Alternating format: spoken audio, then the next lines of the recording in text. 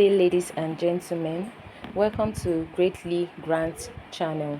In this channel, we are talking about the UAAG grant updates and information, and also we are also going to be updating you on the Theobarth and IMF and other grant informations. If you are new on this channel, consider subscribing so that when next we publish our next video, you will be kindly notified. Thank you once again for having me on Greatly channel. Bye for now. We once again thank the Lord for another time. It's been God in everything. It's been God from beginning of the year till now. And this morning, I want to give a very important and holistic message, the one that delves into every aspect of why we are here, why we are delayed, where we are headed, what is at stake currently. And I feel it's our responsibility to address these matters and also stick to what is true. Whatever the case is, however lengthy it's going to be, whatever solution that is supposed to be addressed currently, I think all hands should be on deck. We have been waiting for what was promised us for years. We were told that disbursement would happen, and we were told that the government had approved it. We were told that everything was ready. And each time the hope of the masses rises, something new appears. Another excuse, another delay, another confusion. And now the situation has reached a point where the very people that are giving updates can no longer speak with one voice. Their messages contradict themselves, their statements scatter instead of clarifying anything. And from everything gathered so far, from the audio messages circulating, from the reactions of stakeholders, from the anger of subscribers, and from the deep frustrations of the entire grant community, one truth is clear. One truth is basically clear. The people have been tossed, including you listening to me right now. The people have been tossed, and they have been tossed around for too long a time. A lot of people feel that the government has collected the money or blocked the process, which is true. Some other persons, now there are different factions to this. There are different factions to this. A faction believes that the government has blocked access to the funds. Another faction believes that the so-called stakeholders have compromised and also partnered with the government officials to keep the masses confused. Another faction thinks that the leaders are deliberately prolonging the process so that the tax laws of next year can actually apply when the money eventually enters the beneficiaries' accounts. And some also believe that there is simply no money at all, that the whole thing has been an endless just string of hypes. Now, we have all of these factions, we have all of these segmentations, deceptions, manipulations, a lot of things that have just bewildered the ecosystem. Now, whichever angle you tend to look at it, the conclusion is the same. The masses have been played with, the masses have been toyed with time and time again. Now, somebody say we don't have a government, but they collect our money. Now, if you look at that, of course, because that particular statement is a representative or a representation of the voice of thousands of people who have now believed that the silence of the government is intentional. Is intentional. In fact, let me quote what it says. It says, if the international community is involved, why are we begging for what belongs to us? Presently, we are all stakeholders, and by Sunday, I will tweet. I know the handle to tag. It's even my friend that said so. Now, this is not just frustration. This is the voice of a citizen who feels betrayed. And that is true. Now, to them, if the government, it is very simple. If the government had nothing to hide, they would explain openly to the people. They will not keep quiet. They will not shift dates. They will not throw everyone into confusion. A legitimate government should not make citizens to beg for their own rights. No. And when someone expressed calmness or patience, all of this culminates to the same thing. It shows the level of distrust in this system. In fact, see, majority of all these men talking, they are compromised. Majority, all of them talking, they are compromised. Beginning from Pastor Donald to Elibo to all of them, you know them. They are all compromised. They are all a group of compromised individuals. They know the truth. They know the truth. But they are not ready to tell the truth. That's why we're having conflicting messages. Elibo will say between yesterday and Friday and today. Expect a lot. Donald will say, we are looking at the future. like they are toying with kids, with children. I mean, you have fathers and mothers with responsibilities with children, but you are playing with them like you beat them back to small. Like they don't have a business being in the grand ecosystem. They are to be toyed with.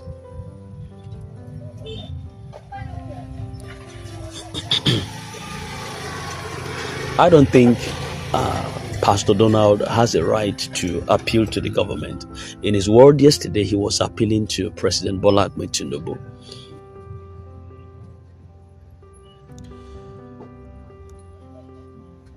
And I think that makes a lot of people more angry.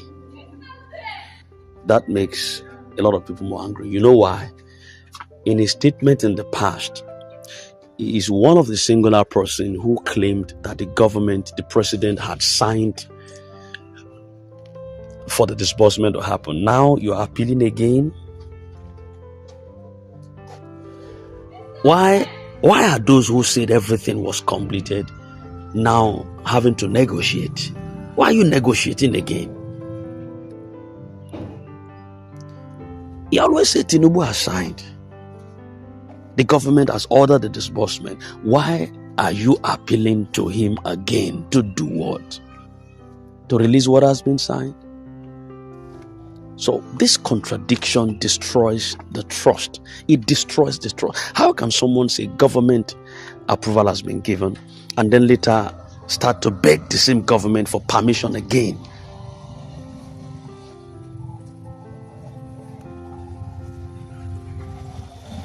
And this only shows that the earlier respect for even leaders in the grand community has dropped so severely. People no longer want to wait. And currently we feel that the delay is a tactics. The delay is a tactics. We want action. We want action. Because pragmatically speaking, if you follow Pastor Donald Obasi's V-note yesterday, honestly, it's like jumping from one excuse to another, and then it means that there's no hope this year. If you really listen, and you listen very carefully, it appears like there's no hope this year. They are shifting it to tax year. Today it is tax issues. Tomorrow it is January issues. Next week it will be another story. And the person, I think, if somebody was even saying, if tax is the issue, let them tax and leave us alone. Let them tax and leave us alone. And this shows how tired the community has become, that people are no longer afraid of task. They're no longer afraid of delays or government intimidation. They just want their funds. They just want clarity, that's all. But the most important part of all of this is they should not push us to tweet. But I'm looking at it holistically. Tweeting is still seen as a last resort here. It would be the last resort. It would be a reaction to continued disrespect, a reaction to silence, a reaction to manipulations by authorities. And once people are pushed to that point, they will no longer beg or wait. Good morning. It's the government. The government doesn't have the feeling of the masses. That impact is gone. The deeper truth is that these people have played on the intelligence of the masses for too long. For years, the same people have been giving updates. For years, they have been saying next week, calm down, the president has signed, it is done, only one step remaining. By Friday, expect today, tomorrow, between 2 to 3 days. Where are those statements? Where are they? Where are they? Yet nothing has happened. So currently we feel that those who are giving updates may be more loyal to the government than to the masses. We feel that some of these leaders were actually recruited to weaken the pressure of the people and shift the focus away from holding the governments accountable. We now believe, they are making us to believe currently that the government is fully aware of this grand issue. The stakeholders are aware. The ecosystem leaders are aware. Yet all of them are speaking in circles, while the actual beneficiaries remain in darkness. This has made us to conclude that these delay tactics, they are deliberate. They are deliberately designed to weaken the resolve of the masses, to weaken our expectations, to confuse the community, to stretch the process until the next tax regime kicks in.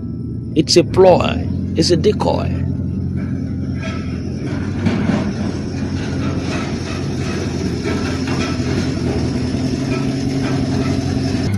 Now, I can say categorically that the community currently is ready to act. I think so strongly that the tweeting must go on, because after months and years of waiting, the people are no longer scared. The people are no longer calm. They are no longer willing to hear more stories. The issue has accumulated to a point where any further delay automatically means there's going to be an action that is going to be taken online, and this time the tweeting will not be confused. The tweeting will not be unorganized. It will not be directionless. It will be structured. It's going to be coordinated. It's going to be strategic, and it's going to be loud. A lot of members already know who to tag. They know the international bodies to involve. They know the global platforms to use. They know the hashtags that's going to trend. And importantly, I think Reverend Moses is expected to guide the process also. Today we could be hearing his voice. He's been one of the voices speaking truthfully, without fear and without aligning himself with compromise. People's trust has been toyed with, and a lot of people have also trusted that his direction will not mislead them or sell them out. Between today and tomorrow, the final instruction for the tweeting strategy would be released and is going to be communicated right on this platform. Please, now It is clear that everyone is tired of these contradictions, and everyone is tired of the leaders who speak from both sides of their mouth. Everyone is tired of delays without explanations. No one trusts the quietness of the government any longer, and no one trusts the sweet talking of some stakeholders any longer. No one longer believes the stories of soon, tomorrow, or next week anymore. And a lot of the people, including myself right on this platform, now see that there is no transparency, there is no sincerity, and there is no strong structure behind the scenes. There is no willingness to disburse. The fund is there, but the will, power to disburse is not there. So whether the government wants to or not, whether stakeholders are compromised or not, whether tax is involved or not, the people have decided that they will no longer wait blindly. They want to take their case to the public square. Why is this tweeting necessary? Tweeting forces visibility. That's what I want us to know. It exposes silence. It gathers national and international attention. Tweeting has a way it forces answer to come to fore.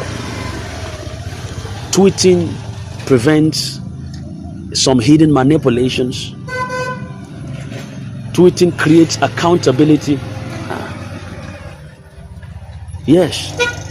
So when the people tweet in unity, the same leaders who have kept silence, they will be forced to talk. Government officials who pretended not to see anything, they will now respond. Agencies that ignored everyone, they will now release statements. And that is why the community has concluded, we have waited long enough. The tweeting must go on.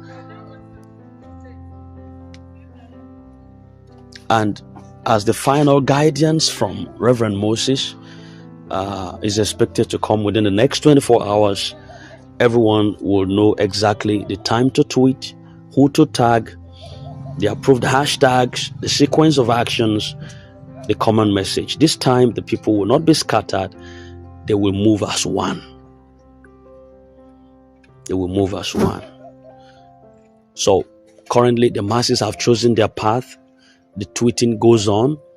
And from today or tomorrow, the final instructions are going to be released. This is not a point, or this is the point the grand ecosystem has finally reached. No more stories. No more contradictions. No more delay. Action actually begins. And I think with all said currently, thank you very much for standing by. Thank you for holding on. Thank you, all the fathers in the house, the pastors right on this platform, the clerics, the clergymen, the doctors, the governors, the local heads, everyone, the community leaders, registrars, and everyone here gathered together who are possibly listening to me right now. We have all become one body, one family, one voice who is ready to take up this particular strength and reach out to the masses, reach out to the international community, reach out to the national bodies of the vindictiveness of this government and the stakeholders alike. And we are taking the bull by the horn to march on to ensure that justice prevails. So in case this resonates deep with you, do your part, share this, let it go to all and sundry. Enough is enough.